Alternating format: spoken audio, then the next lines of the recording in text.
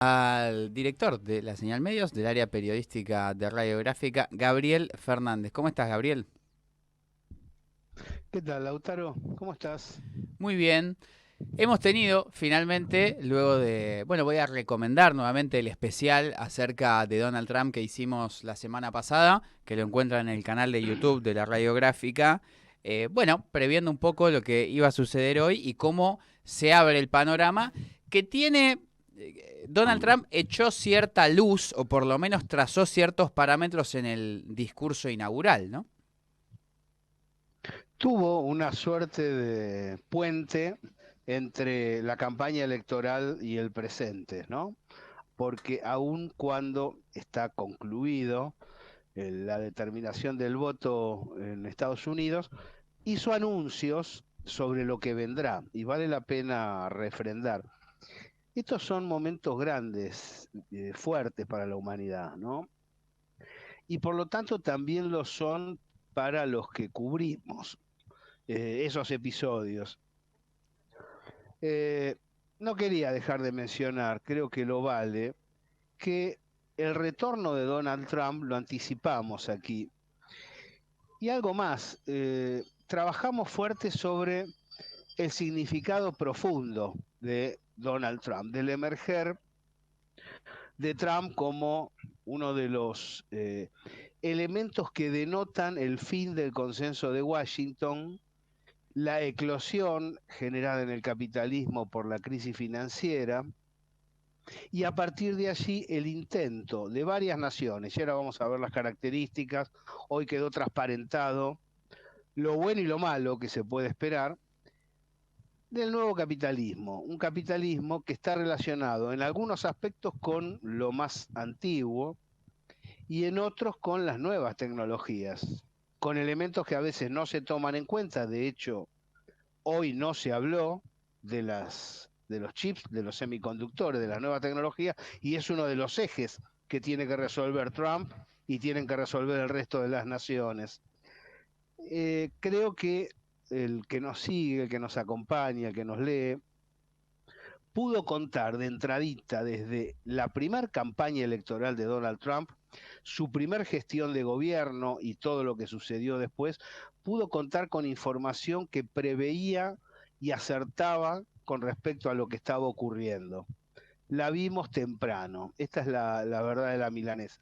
Inclusive se hizo un encuentro muy polémico en el Instituto Independencia, donde planteé esta postura junto con Julio, con Baraybar, y analizamos el significado de la primera candidatura de Donald Trump y cómo estaba influyendo en la pulseada interna.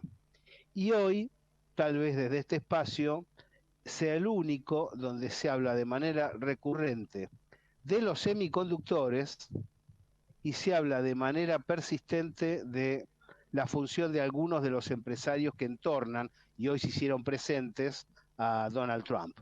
Creo que ahí se puede empezar a ver los datos, los signos, los símbolos que derrapó sobre el público la asunción de hoy. Ujú. Lo vimos también tratando de ser una visita graciosa y simpática la de Javier Milei, pero además una, ni hablar los representantes de los estados y países del mundo que siempre, digamos, nadie quiere dejar plantado al presidente de Estados Unidos dentro de la órbita cercana. Pero la presencia de Mark Zuckerberg, de Elon Musk, que son actores de los cuales hemos charlado y van a tener un rol fundamental desde su lugar también. Hay muchas líneas, obviamente muchos temas sobre la cual el presidente de los Estados Unidos hizo hincapié, se está dando mucha difusión al anuncio de emergencia en la frontera sur, en el límite con México, la emergencia energética nacional, lo cual es un llamado de atención importante porque expresa un problema general, específico de los Estados Unidos, pero general acerca del provecho, la explotación de la energía, recuperar el canal de Panamá, que es algo que ya venía diciendo Donald Trump, es decir, un discurso sólido que sorprendió, es cierto, con la referencia a Martin Luther King y su I have a dream. Así que Ujú. dará que hablar rápidamente Trump. Por lo pronto, nadie quiere dejar pagando al presidente norteamericano, pero hay algunos que se hacen valer. Por ejemplo, uno de los invitados especiales de esta jornada era Xi Jinping, que decidió no ir. Fueron miembros del gobierno chino, pero sí dijo, ya vamos a tener tiempo para conversar. Hace 10 minutos, 15 aproximadamente, se comunicó el Kremlin con la Casa Blanca para ratificar algo que ambos habían dicho en un momento previo, y es que Putin está dispuesto a hablar con Donald Trump. Este es otro de los datos que vale subrayar, porque viste que queda como naturalizado. Después de toda la campaña de demonización del autócrata Putin, del tirano que invadió, de las sanciones, se ratifica la amistad, la relación entre ambos jefes de Estado y la determinación de dialogar rápidamente para resolver el tema Ucrania. Antes de volver sobre energía, porque dijo cosas muy importantes sobre la agenda verde, quiero decir en ese sentido que las condiciones planteadas previamente entre los equipos asesores de Putin y los de Donald Trump está relacionado con la admisión de los avances rusos en el Donbass y también con el desmembramiento del gobierno de Zelensky y su transmutación por un gobierno democrático genuino que le permita a la República Ucraniana configurarse como una nación neutral y al mismo tiempo limpia de nazismo y de belicismo, que es el objetivo central que tenía Rusia. Todas las sanciones, fíjense a lo que hemos llegado con el horizonte de hoy. Ahora, vos señalabas el tema energético. Definitivamente pateó varios tableros Trump, ¿no? Tema de género, tema agenda verde. En esa materia dijo el petróleo. Tenemos petróleo, vamos a usarlo. No nos vengan con agendas verdes que nos impiden el aprovechamiento de nuestras fuentes energéticas, básicamente petróleo y gas.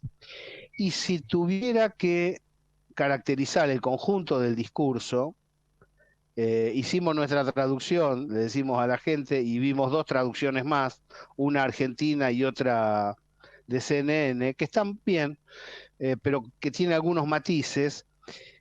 Fue un discurso industrialista, esta es la verdad. Dirigido a la clase trabajadora, le habló directamente a los trabajadores mecánicos y a los trabajadores en general, y fomentador de la industria con el objetivo de generar empleo y producción interna. Esto lo definió Trump como su principal objetivo, que había sido el motivo por el cual emergió originalmente. Si nos remitimos a la primera elección que le dio el triunfo del cual hablábamos hace un instante, el tema era el interior profundo norteamericano desindustrializado con amplias capas de desocupados que va derivando en los trastornos psicológicos que tiene esa población y en los tiroteos continuos y en las adicciones expandidas, ¿no? En ese sentido, plantea algo muy riesgoso, que es industrializar, reindustrializar. Él dice, vamos a fabricar automotores acá. ¿Cuál es el problema que tiene que enfrentar en ese sentido Trump? Que está lidiando con empresas, y esas empresas pueden tener directivos nacidos en Estados Unidos, pero también, indudablemente, muchos de ellos lo que necesitan es ganancia, no necesitan buenas intenciones patrióticas como las que tiene seguramente la mayor parte de los votantes norteamericanos, ¿no? Y en ese sentido, los empresarios van a exigir cuotas de ganancia muy fuertes. Por eso, Trump la emprende sobre el tema aranceles y el tema transportes, porque está trazando un nivel de equilibrio relacionado con los beneficios internos que se necesitan para poder desarrollar la industria, que estamos hablando de industria metalúrgica, industria siderúrgica, fabricación de motores, es decir, cuando se habla de la industria automovilística, se habla de un montón de elementos que circundan la fabricación del producto que se vende. Ujú. Esa protección lo convierte en un proyecto industrial nacional. Pero si le va mal en ese punto, aunque cumpla todos los demás, Claro. va a ser considerado un fracaso. Por lo tanto, al apostar centralmente a la fabricación de bienes de producción y consumo, que es lo que puede generar empleo en la población norteamericana, lo que está haciendo Trump es apostar fuerte a un vector que es el que lo ayudará a desarrollarse. Ujú. En el último mandato de Trump, obviamente no al arranque, pero sí en parte lo que más se habló en la elección y lo que más le complicó la imagen, la opinión pública, fue justamente los temas, creo que sobre todo de forma, es decir, las revueltas por el caso George Floyd, los problemas, que, todos problemas que ya tenía la sociedad norteamericana, pero que se tomaron y fueron llevados a primera plana y a Trump se le dañó la gestión y la imagen por ese tipo de temas. Obviamente la línea es la misma, no es que la ha cambiado y dijo, bueno, ahora no, entonces vamos a cambiar nuestra política. Pero también será un desafío poder llevarla adelante y contener a los sectores que ya le dieron que obviamente tuvieron una opción demócrata con Biden que convenció, pero que le terminaron modificando algunas líneas de apoyo a Donald Trump. Bueno, hay varios temas relacionados con los problemas planteados. Uno de ellos está vinculado con el anuncio de enviar tropas a la frontera sur.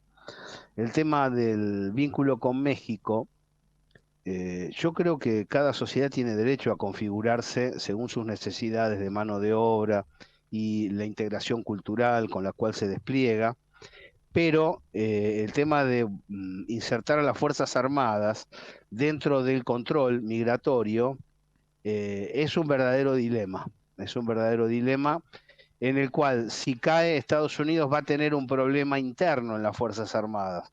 Todos sabemos cómo proceden las organizaciones del narcotráfico con los ejércitos y dejan una estela de corruptela que después es muy difícil eh, dejar de lado.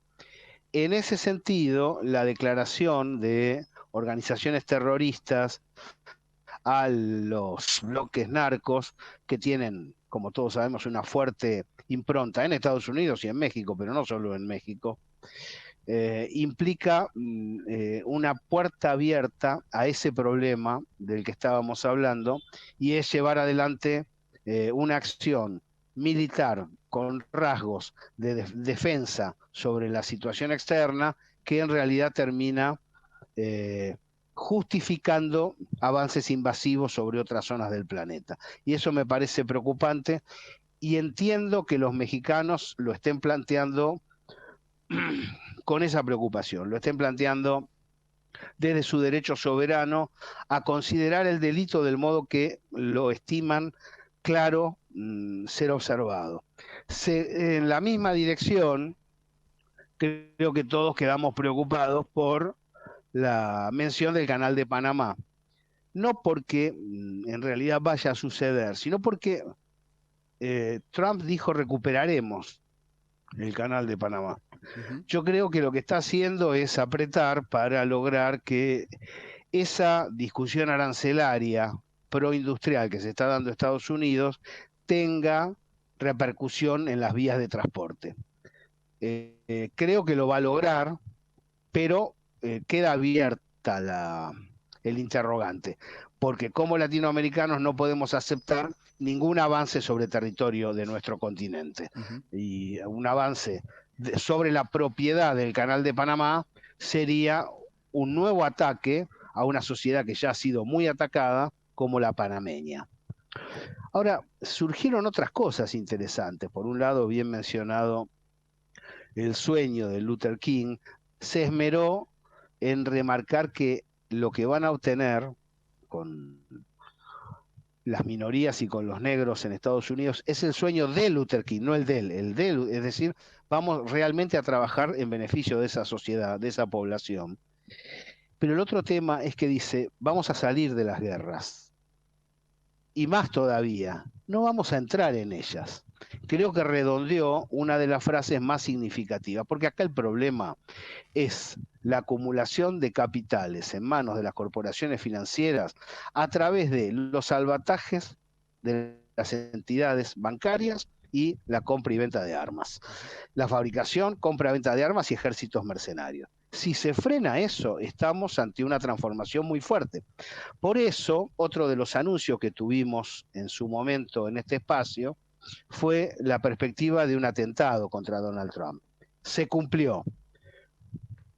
Dos atentados a falta de uno. Bueno, lo único que quiero decir es que si avanza el proceso de corrimiento del centro de la escena de las corporaciones financieras y de las armamentísticas que van coaligadas, bueno, Trump va a tener que afrontar circunstancias bien complicadas. Claro. Y lo observé claro y determinado en esa dirección, como ya lo venimos señalando en este espacio desde hace bastante tiempo. Y ahí viene lo que sería otro interrogante que ha sido relevado en el análisis y sigue siendo relevado en el análisis corriente por la palabra ricos, que no significa nada en realidad, porque estamos en el capitalismo donde hay ricos, hay pobres, hay clase media y todas esas cosas. El tema sería qué empresarios se hicieron presentes hoy y qué empresarios manifiestan explícitamente el respaldo al proyecto de Donald Trump. Y ahí es donde tenemos una situación geopolítica y económica combinada, muy compleja y muy interesante, apasionante. Gabriel, 1829, vamos a seguir, tenemos un programa especial, en un rato también va a estar Julio Fernández Baráibar, así que tenemos un rato para seguir analizando esta asunción de Donald Trump. Está Trump saliendo del Capitolio, se dirige al Capital One Center, uno de los tantos que tiene, bueno, los Estados Unidos, sobre todo los estadios donde se juega NBA, creo que la casa de los Washington Wizards, si no me equivoco, para un nuevo acto de los varios que tiene la jornada. Generalmente está luego del mensaje formal y oficial de Asunción, un mensaje un poquito más descontracturado, con más arenga, con un público más festivo y más caluroso, el que veremos en un rato. Así que lo que es además ya un show, un evento, es como el Super Bowl, la asunción de un presidente norteamericano. Y ni hablar si es Donald Trump, ¿no? Que ha sido de por lo menos 20 años, 30 años a esta parte, siempre un hombre que ha estado en el centro de la escena empresarialmente, a nivel jet set, a nivel farándula, y ni hablar ahora a nivel político, ¿no? Por lo pronto llegó con una paz bajo el brazo, ¿no? Todos en Medio Oriente admiten que la presión generada sobre el Estado de Israel para la admisión del cese al fuego estuvo liderada desde Estados Unidos por Donald Trump. Por supuesto que los grandes hacedores de la paz y los que van a reconstruir esa nación, si se los deja, son los palestinos, el pueblo palestino. Pero desde un bloque occidental donde la Unión Europea, titiriteada por la Organización del Tratado del Atlántico Norte, viene insistiendo en reforzar el armamento de Ucrania y en seguir con las sanciones en contra de Rusia para que desista y en apoyar a Israel a la hora de combatir contra Gaza, Cisjordania y Líbano. En este caso se revirtió esa tendencia a través de alguien que ni siquiera había asumido, sino que en las últimas 48 horas, un poco más, estuvo presente de manera indirecta a través de sus voceros en la elaboración de esta salida. Ahora, mencionaba el tema de los empresarios. Acá hay un tema. Desde el atlantismo, lo que se intentó fue dejar de lado el vínculo estrecho que deben tener las compañías que fabrican semiconductores, que son de altísima tecnología, ya gobiernan la elaboración de productos presentes y la comunicación en la actualidad, pero dentro de pocos años van a ser verdaderamente decisivos. El vínculo entre Estados Unidos, Países Bajos, otras potencias asiáticas, China, es esencial para avanzar rápidamente en la construcción de los nuevos semiconductores. Lo que hizo el atlantismo fue frenar y decir, a ese no le compres porque no está aliado con nosotros, a ese tampoco, y como lo han planteado los científicos que están al frente de las indagatorias, no se puede una sola nación hacer cargo de la realización del conjunto de los chips que necesita la industria internacional para llevar adelante sus acciones. ¿Dónde hay uno de los elementos centrales de esta fabricación, de utilización de estos productos? Básicamente en la industria comunicacional. Entonces, la presencia de Zuckerberg, sobre todo la de Musk, entre otros, la de Jeff Bezos, está relacionada con la inversión productiva sobre el rubro comunicacional y el desarrollo de los métodos a través de los cuales las naciones se comunican y los seres humanos se comunican en esta etapa de la civilización. ¿Por qué remarco esto? Porque obviamente, aunque se diga, se trata de ricos que rodean a los presidentes, eso es obvio, se ha dicho plutócratas, claro que sí, no conozco un gobierno capitalista que no tenga empresarios a la vera, y algunos, en lugar de invertir productivamente, lo que hacen es fugar capitales de su territorio, perjudicarlo y beneficiarse individualmente. En este caso, lo que aparece es un golpe interesante sobre Davos, sobre Bilderberg, donde estos empresarios productivos lo que hacen es llevar adelante su acción destinada, por supuesto, a ganar dinero, destinada, por supuesto, a generar poder y en tensión, en pulseada permanente con los estados. ¿Dónde se observa esto?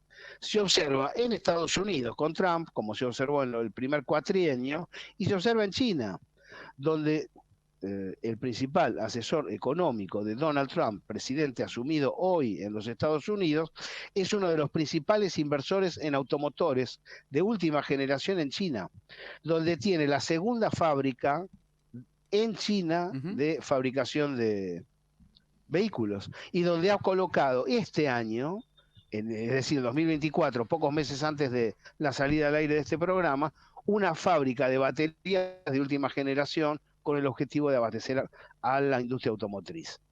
¿Esto qué significa? Y bueno, significa una situación muy nueva la que estamos viviendo, donde el entrelazamiento entre dos economías importantes, sin dejar de lado a Rusia, es decir, sin dejar de lado a los BRICS, pasa a ser trascendente a la hora de delinear una política económica internacional, en la cual el capital financiero no sea hegemónico, no sea el que pone la música y el que se lleva los mejores factores de recaudación.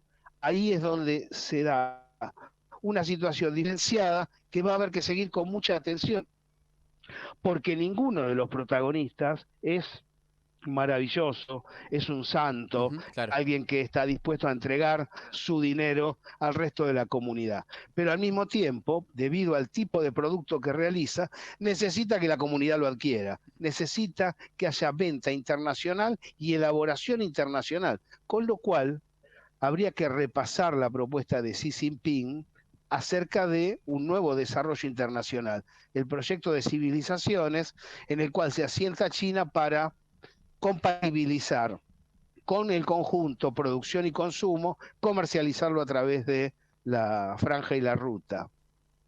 Esto me parece determinante para poder entender que en el periodo que viene, y volvemos con el tema energético, petróleo, sí, y ahora productivo, que están directamente ligados, tenemos un fuerte protagonismo de los BRICS más, de Estados Unidos y de la OPEP. El que está quedando atrás es Europa.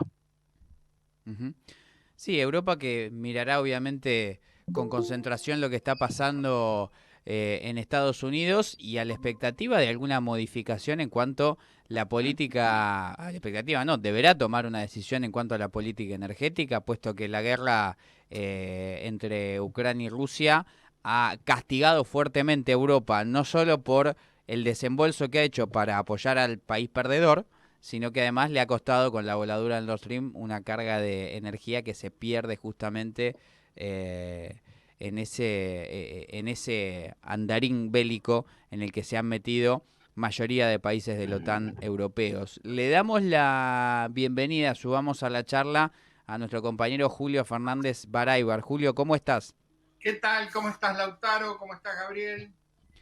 Julio, primeras... Hola Julio, le comentaba a Lautaro recién que dimos la charla inaugural en el Instituto Independencia acerca de qué representaba Trump cuando todo el mundo señalaba simplemente que era un nazi loco que venía a matar a todo el mundo. Exactamente, me acuerdo porque éramos, qué sé yo, dos voces totalmente solitarias, que simplemente lo que tratábamos no era de decir que Trump es bueno frente a los que decían que es malo, sino a tratar de describir el fenómeno social que eso expresaba. Es decir, qué sectores sociales se expresaban a través de Trump, a qué hombres y mujeres de los Estados Unidos había tratado y llegado a representar Trump, que era eso que se llamaba en aquel momento los estados flyover, o sea, los estados por los que se vuela encima cuando uno va, por ejemplo, de Nueva York a California. Ahí hago una... No es el tema central, pero es interesante. Abordar el tema Trump se está haciendo muy difícil para el mundo, digamos, y ni que hablar para, digamos, en distintas latitudes y naciones, pero compañeros. ¿Por qué? No solo por... Creo que hay una buena cuota de falta de formación que permita ahondar en el análisis. Creo que hay falta de mirar desde dónde se ubica uno para lo internacional. Y cuánto hay de, bueno, justamente la operatoria global en contra de la política de Donald Trump que ha difuminado su idea. Sí, se ha convertido en una especie en una especialidad casi académica, tratar de definir a Trump, un poco como era en a fin del siglo XIX y principio del siglo XX, la discusión entre los socialdemócratas sobre qué corno era Polonia. En una discusión a la que se le llamaba la cuestión polaca, porque nadie estaba claro si Polonia podía ser una nación, no podía ser una nación, qué era Polonia. Bueno, hoy el tema es qué es Trump. A ver, hay un problema. Todo presidente norteamericano genera inquietud. Genera inquietud no porque sea ese individuo, Biden, Obama, John Fitzgerald Kennedy o Theodore Roosevelt, sino por el país que va a presidir ese mandatario, que es un país que desde la abolición de la esclavitud en 1860 no ha hecho sino expandir sus fronteras e intervenir en los asuntos de terceros estados. Entonces, el problema es los Estados Unidos.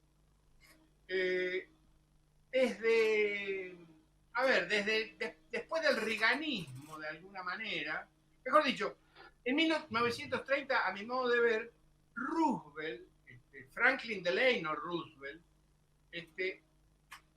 modifica en algo esa idea de los Estados Unidos que se meten en Filipinas, que se expanden, que toman California, que digamos, no paran de ocupar territorio a escala planetaria, y introduce una política económica en los Estados Unidos, que es el llamado New Deal, que puso en marcha y rompió la inercia de la crisis que traía los Estados Unidos después de todos esos años republicanos y de libre mercado.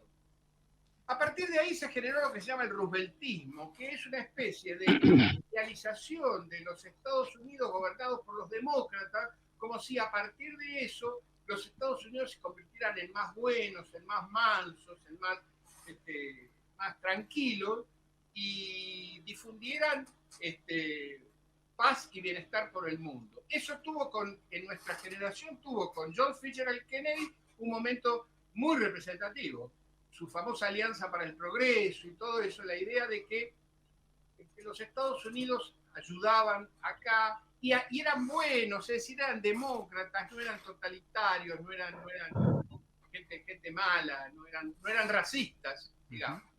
Bueno, todo eso hizo que desde la perspectiva del mundo de la periferia, sobre todo desde nosotros, el bien pensante, el buen pensamiento, el pensamiento, digamos, que ama a su prójimo, que quiere que todos la pasemos más o menos bien y tal, convirtió a los demócratas en una especie de personajes buenos, tranquilos, no racistas, no sexistas, que digamos, que respetan a los ancianos, a los negros, todo eso. Uh-huh. Y dejaron de percibir sobre ese matiz, dejaron de percibir cómo era la política norteamericana en su profundidad y sobre el resto del mundo, que seguía siendo una política expansionista, agresiva, imperialista, colonialista en muchos casos, militar en la mayoría de ellos, etc. Y quedó el mundo occidental vinculado a esa idea de la política de los Estados Unidos. Los demócratas son los más desprejuiciados y los republicanos son los viejos conservadores prejuiciosos.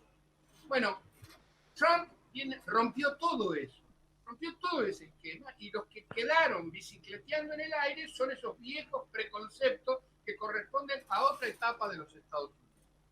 Uh-huh. Eso para responder en Exactamente. Yo realmente estoy de acuerdo con eso, porque comprender qué es la guerra y qué es la paz implica conocer la base de sustentación de las posiciones de cada protagonista. En general, las naciones no desarrollan actividades bélicas si no les conviene, sino que hay una zona de esa sociedad que pasa a tomar el control e impulsa a esa comunidad hacia la guerra. Y hay otras que tienen pulsión de paz por una cuestión de necesidad económica. Esto se está viendo hoy muy claramente. Ahora, junto con lo que sería el idealismo del alma bella, que acaba de describir correctamente Julio, están aquellos que, sobre todo en el ámbito comunicacional internacional, saben de qué se trata y falsifican la información, tildando de dictadores, autócratas, asesinos a todo aquel industrialista que compite con el capital financiero y trata de desarrollar una política diferenciada hacia la producción de bienes de producción y consumo. Como ejemplo, ni siquiera importante, hace minutos ya arrancaron, primero que la CNN se ha convertido en un defensor de migrantes, están enloquecidos por la gente humilde que quiere emigrar a Estados Unidos, cosa que no sabíamos que la CNN estaba tan preocupada por eso, que antes nos preocupaba a nosotros, ¿no es cierto? Y que respaldamos a México en su búsqueda de solución genuina del problema. Acaban de lanzar el interrogante en los canales internacionales: ¿cuánto cobró Carrie Underwood por cantar el himno?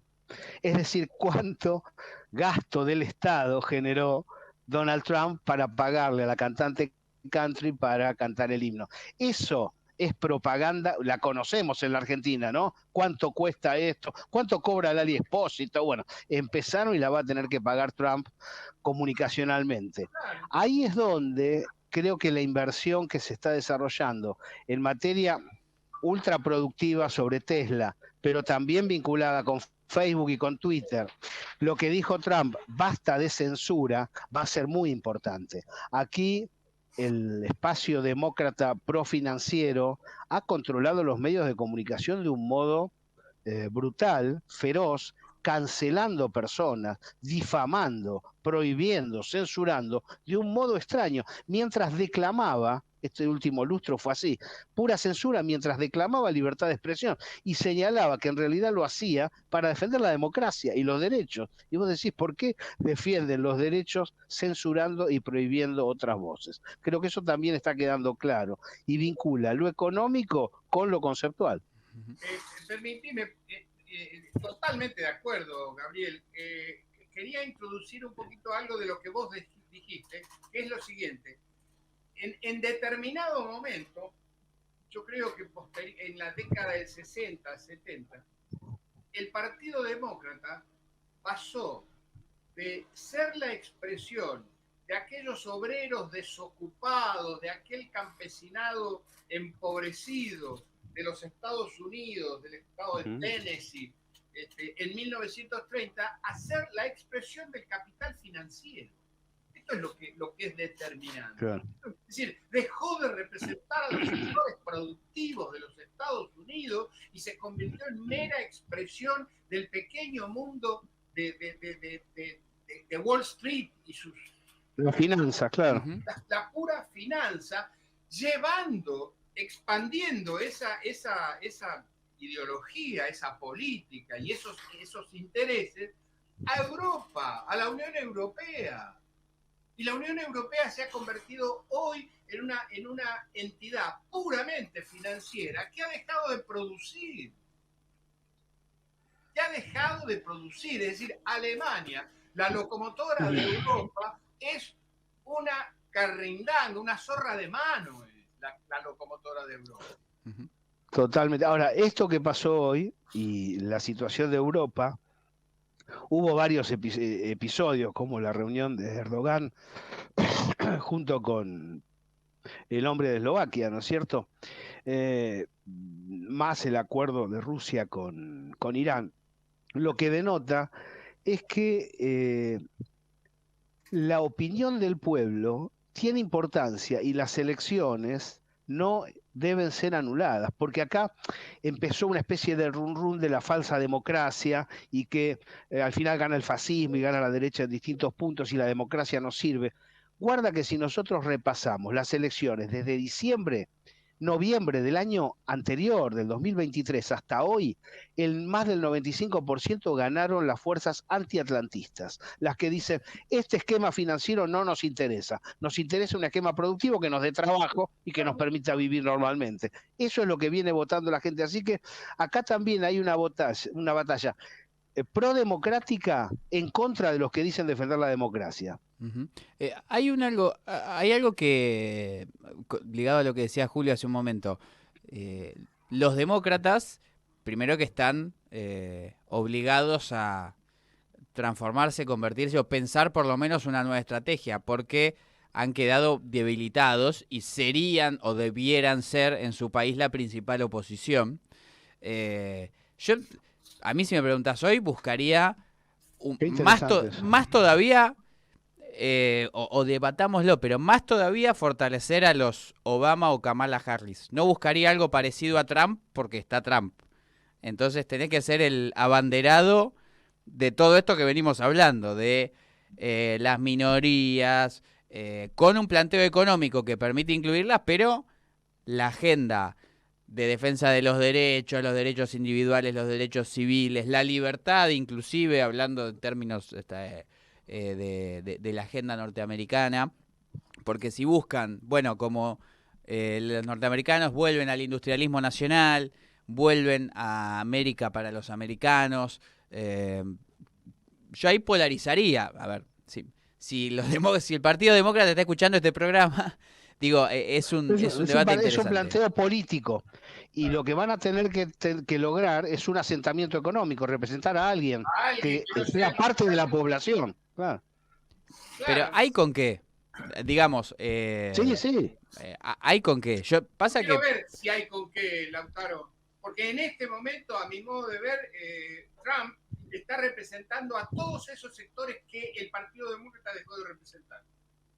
Y su discurso es, lo estaba leyendo antes de reunirme con ustedes, su discurso es sorprendentemente amplio, es decir, convoca a los americanos de origen latino, a los americanos de origen africano, a los americanos de origen asiático, plantea la unidad nacional y sigue y los trabajadores. a Martin Luther King. Y así es. Es decir, los dejó sin la pelota de fútbol a los demócratas. Claro, lo que digo es, si buscan un Trump demócrata, no lo hay. Y va a ser peor, me parece, para el Partido Demócrata. Yo buscaría, digamos, creo que para mí el que mejor ha expresado lo que es el Partido Demócrata fue Obama. Un tipo belicista, invasor, colonialista, negro. Y negro. Claro, digamos. Negro, pero fíjense ustedes lo curioso. Él no desciende de esclavos americanos. Desciende de un señor kenyano, con plata, que se casó con una norteamericana. Ningún hijo, nieto, bisnieto de esclavos ha ocupado lugares centrales en la política norteamericana. Uh-huh. A excepción de la ¿cómo se llamaba? Rice. Uh-huh. Condoleezza Rice. Condoleezza Rice. Que tenía muy claro quién era Argentina. Fíjate que Kamala Harris, esta, no es hija tampoco de un norteamericano, es hija de un jamaiquino. Uh-huh. Si no hay ningún alto dirigente norteamericano que descienda de un esclavo de las plantaciones de algodón de Missouri. Uh-huh. Sí, es digamos, en la pelota, como decía Julio, creo que más que nunca la tiene Trump, con cancha a favor, equipo a favor, con un respaldo numérico parlamentario también muy importante para distintas modificaciones y reformas. A nivel regional, muchos presidentes de Latinoamérica dispuestos a colaborar en contra de sus propios países. Así que tiene con qué. Trump ni hablar. Además, y en el debate contra... tiene presencia en los tres poderes, algo que en algún momento dijimos. Por supuesto, poder ejecutivo, pero tiene un gobierno parlamentario muy fuerte y un buen vínculo con la Corte Suprema. Es decir, tiene esas posibilidades. Sin embargo, quiero señalar que como los adversarios son muy fuertes, por eso arrancábamos de ese modo, ¿no? Atenti, porque ya demostraron que la ficha que se juega en Estados Unidos es la vida o la muerte. Si hay un sector financiero muy sólido, muy consolidado, con las armamentísticas, y bueno, al decir no vamos a entrar en ninguna guerra, lo que le está diciendo es van a perder su negocio. Es un tema muy desafiante lo que se viene, como para seguirlo con mucha atención. Insisto, el Partido Demócrata perdió, pero tiene a ese poder detrás como principal oposición, y ellos tendrán que buscar la forma de ser la expresión política de esa representación, y para eso necesitan una agenda relativamente popular pero lo que digo es, los demócratas no pueden convertirse a la asociación de rifle, porque para eso está Trump. Tienen que seguir siendo la reivindicación. Ejecutivos.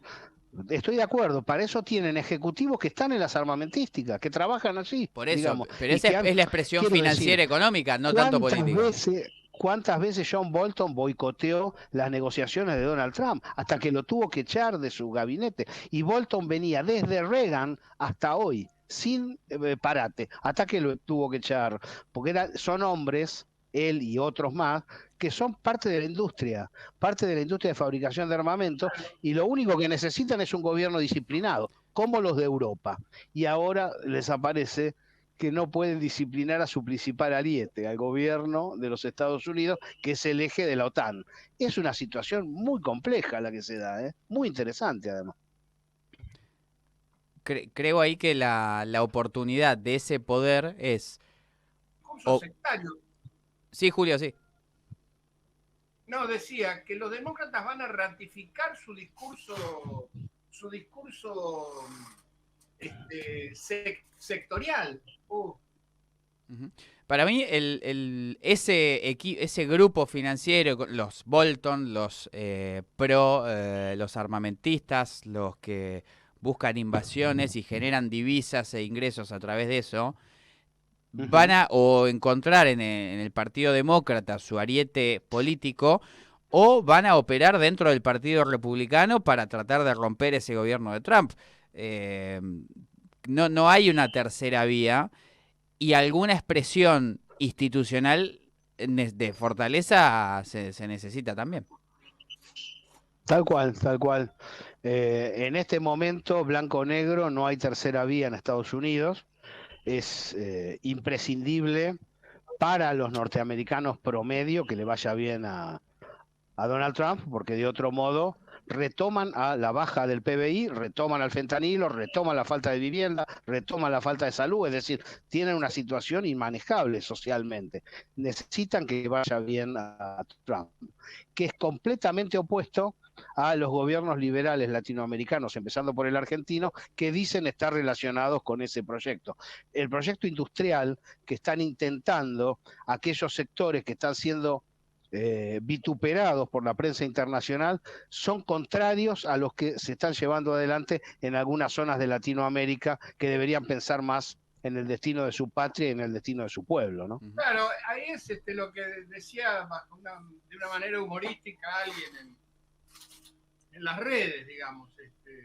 Tanto Trump como Milei quieren lo mejor para los Estados Unidos. Claro. Digo, ese es nuestro problema, pero que no es un problema nuevo, compañeros. Esto lo escribía Jauretche en la década del 60. Es decir, cuando denunciaba a los liberales antiproteccionistas argentinos y los comparaba con las políticas proteccionistas que se hacían en el norte. Uh-huh. Y entonces inventó y acuñó aquella famosa expresión de que íbamos a comprar con el manual del almacenero, es decir, del vendedor, no del comprador. Claro. Julio, Gabriel, en un rato la seguimos, hacemos tanda, les damos un respiro y seguimos analizando la apertura de un nuevo ciclo de Donald Trump al frente de la presidencia norteamericana. Me recordé, yo fui muy, muy amigo de Ica Novo. Ica Novo vivió como 2 meses antes de fallecer en mi casa acá en Buenos Aires. Y nada, era un tipo al que quise mucho y que verdaderamente me dio una enorme pena su partida. Pero ahí quedó. Hizo famoso a Deán Funes, que es un pueblito que lo conocía Ica Novo, nada más. Pero lo logró hacer conocer en todo el país. Y dicho sea de paso, lo que es la gran discusión. Ica era un autor conocido, pero digamos, no tenía una gran repercusión nacional.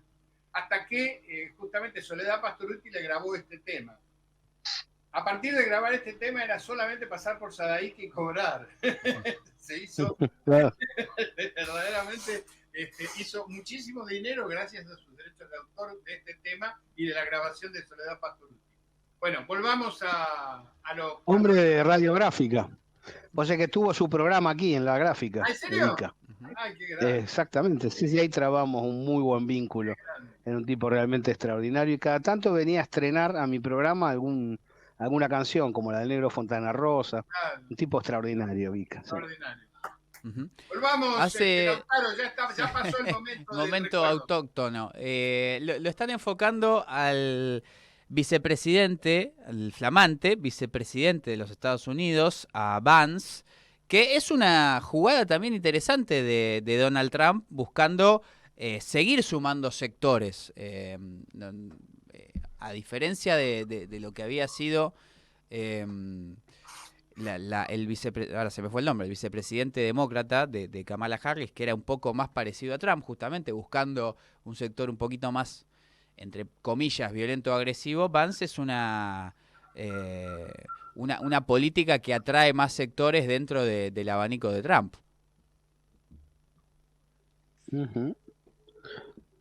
Y sí, vamos a ver cómo evoluciona esto. Yo creo que lo que ha quedado ahí en veremos y debe ser analizado es el perfil empresarial que le está dando Trump a esto.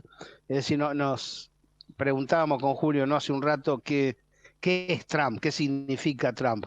Bueno, ¿qué es Musk? ¿Qué significa Musk? ¿Qué significa la nueva industria, qué significa la nueva tecnología, qué significan las tramas sociales, qué significa este tipo de comunicación, porque decíamos que estaban los grandes de las redes en la asunción de Trump, pero no había representantes de los grandes medios de comunicación que dieron un giro importante, permanente, censura para el trumpismo de manera plena desde hace, no sé, 6 años a esta parte.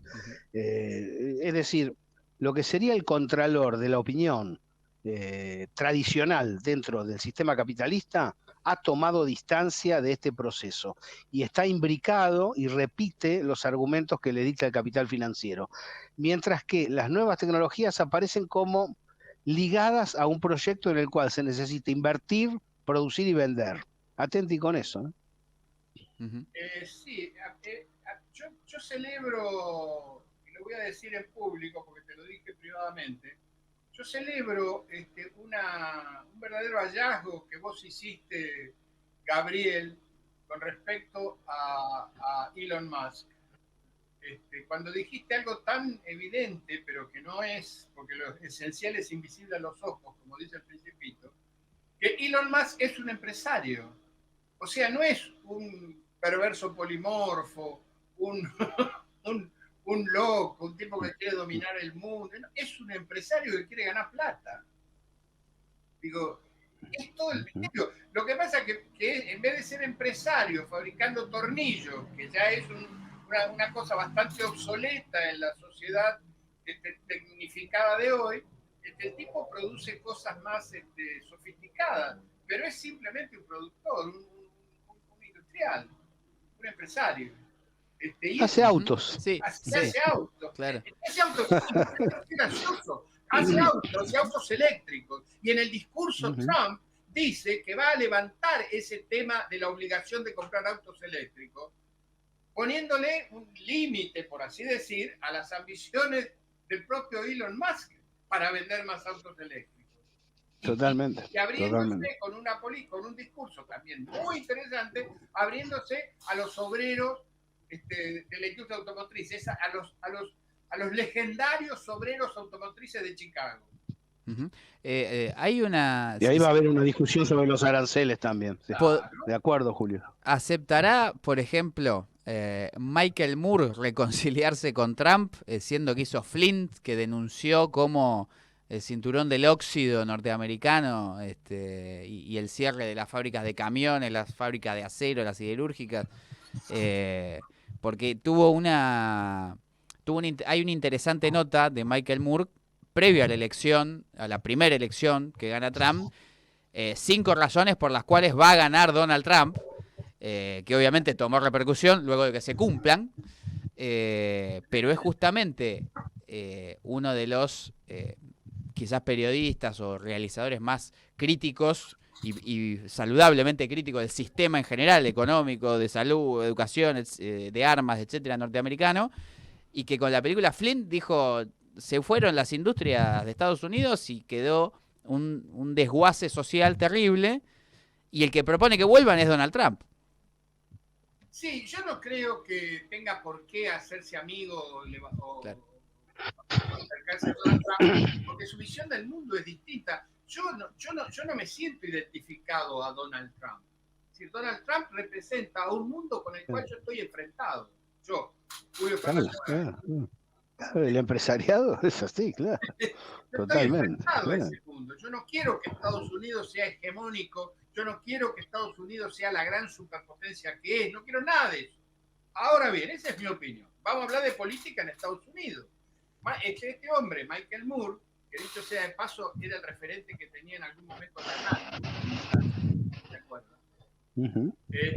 Michael Moore es opositor y me parece muy bien, seguirá criticando lo que tenga que criticar y seguirá diciendo que los grandes empresarios norteamericanos son todos unos chupasangres, extractores de plusvalía, lo cual es absolutamente todo verdad. Todo es verdad. Nosotros lo que tenemos que ver es de qué manera nuestro juicio lo separamos del juicio bien pensante, que ha convertido a la izquierda en un movimiento cuya principal tarea, cuya principal bandera es hablar con la E. Digamos, ese es el problema que nos aqueja, que se ha perdido por completo o en gran parte la idea de que la izquierda significa aquellos que quieren revertir el orden económico social constituido, no hablar con la E. Ahora que lo mencionas, yo quiero operación sencilla, una sola línea de Donald Trump de hoy diciendo para el Estado norteamericano hay varón y mujer, no un montón de sexo. Me parece un enorme avance hacia el sentido común, hacia la razón dentro de la comunidad para evitar disparate, lo cual, reitero, me parece lógico. Esto no implica que todos no tengan el derecho de salir con quien quieran, vivir la vida que quieran, acostarse con quien quieran. Ahora, hay, como te dice el médico, cuando vas al médico, ¿es varón o es mujer? Porque si no, ¿cómo hace para...? Los ginecólogos y lo otro. ¿Cuál es el sentido? Pero claro. Bien. Los incluyo para analizar un poco desde lo nacional. Ya lo hemos charlado bastante. Obviamente, si Milei quiere regalar el país, la mejor medida de un presidente norteamericano es aceptar el regalo, es lo que debe hacer. Sí, claro. Ahora, dado lo coyuntural específicamente, hay nuevas negociaciones con el Fondo Monetario Internacional. Primero, es un dato interesante ver qué va a hacer o cómo se va a llevar el FMI con Donald Trump. Y segundo, qué podemos esperar de esta negociación de Argentina con el fondo. Mira, una cosa antes de pasar a eso, me acuerdo de Michael Moore, lo voy a reivindicar, cuando se muda a una mansión, Bill Gates, y va a verlo como nuevo vecino Michael Moore y le dice, bueno, usted es vecino nuevo, recién se mudó, le deben faltar cosas que siempre faltan. Entonces le lleva un corcho, un velador, un triple, y le dice, tome, esto lo va a necesitar. Y Bill Gates lo mira. Bueno, reivindico a Michael Moore además por el humor que tiene para tratar a los ricos, lo cual también es una manera. Yo creo que es importante señalar que se está entregando a la nación. Yo estoy muy preocupado. Lo que ha pasado con IMSA, con la siderurgia, que fue denunciado en este mismo espacio hace pocas horas atrás, bueno, me parece gravísimo. La Argentina está perdiendo una oportunidad histórica en materia de alineamiento internacional, de inversiones, de producción, de formación de know-how, de nuevas generaciones destinadas a unir América Latina en base a la bandera central que planteó históricamente el Pacto ABC. Argentina está en el mejor momento posible, operando de la peor manera posible. Esa es la mirada que tengo, no sé. No, si querés considerar. Que hemos tomado muchos cafés juntos diciendo esto. Por primera vez en su historia, en la historia moderna, casi contemporánea de la Argentina, un cambio, un clivaje en el panorama internacional nos agarra mal montado, nos agarra en Orsay. Estamos desubicados con respecto a lo que está pasando en el mundo, cosa que no ocurrió en 1916 y cosa que no ocurrió en 1945. En dos momentos de clivaje de la política internacional, los argentinos teníamos un gobierno nacional que nos colocó a jugar en ese mundo, digna y soberanamente. Hoy estamos mal ubicados. Hoy estamos con un gobierno que no está dispuesto a jugar soberanamente, está dispuesto a claudicar. A claudicar antes que le pidan que claudique, no sé si me explico. A entregar lisa y llanamente. Si eso se puede hacer, bueno, será cuestión de ver. Porque yo, por otra parte, creo que más allá de lo que he leído en algunos amigos, inclusive, respecto a que Trump le declaró la guerra a Panamá, lo que Trump plantea es lo que Trump plantea, como suele hacer Trump, que eso forma parte proponer con un golpe en la mesa una negociación. Es decir, tratar de generar una negociación en las mejores condiciones posibles. Eso es todo. Si el tipo ve que en Panamá, que lo hicimos nosotros, lo tienen los chinos, quiere ver cómo se puede modificar esa situación. Yo creo que ahí les pegó como anuncio, como anticipo del riesgo, el puerto de Chancay. claro, y bueno, está bien. Fue una advertencia para Estados Unidos. Una Claro. advertencia para Estados Unidos y es una gran obra para el Perú, quiero decir, y para toda la costa atlántica, toda la costa pacífica latinoamericana, para Chile, para Ecuador, y bueno, pero son puntos de negociación. Trump es un gran negociador. Su discurso se centró y puso como ejes principales: yo quiero ser considerado el pacificador y el unificador. Cosa que Y final, sí. no digo cosa, Gabriel, que lo vimos en su primera presidencia. Es el único presidente, yo diría el único norteamericano, y más aún, el único presidente norteamericano que pisó territorio de Corea del Norte. Claro. Sí, seguro. ¿Qué te están hablando? Belicismo. Una de las cosas que me parece de este periodo importante remarcar, no dejar pasar, aunque merecería más tiempo, es el acuerdo Rusia-Irán. Implica una protección para Irán cuando esperaban desvelarlo, dejarlo a solas en Oriente Medio, para ser bombardeado de distintos lados. Me parece que lo de Rusia estratégicamente, así como hemos señalado lo de China, creo que lo de Rusia también merece un realce significativo, ¿no? Sí, porque es el viejo adagio, el viejo proverbio latino: si quieres la paz, prepárate para la guerra. Vamos a ver. Quería decir algo respecto a esto. Todo el discurso está impregnado. No habló de lo de Groenlandia, porque después el tipo es un bravucón, es un negociador, es una especie de Augusto Timoteo Bandor del siglo XXI. Sí, un tipo que amenaza con la revolución mundial, Bandor, para lograr un aumento del 8% en el convenio colectivo de trabajo. ¿Me explico? Claro. Y también tiene esa característica. Ahora bien, ¿esto significa que nosotros somos trumpistas? ¿Esto significa que nosotros debemos imitar a Trump? No, esto significa simplemente describir cuál es el gobierno actual de los Estados Unidos y más o menos tratar de predecir cuál va a ser su política. Nosotros tenemos nuestro propio nacionalismo, nosotros tenemos nuestras propias necesidades, nuestra propia realidad social que no tiene nada que ver con la de los Estados Unidos. Y ahí es donde enlaza con este desarrollo.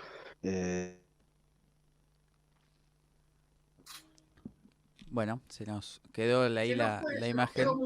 De modo accionado y la multipolaridad. Reiterá lo que dijiste porque se cortó, Gabriel.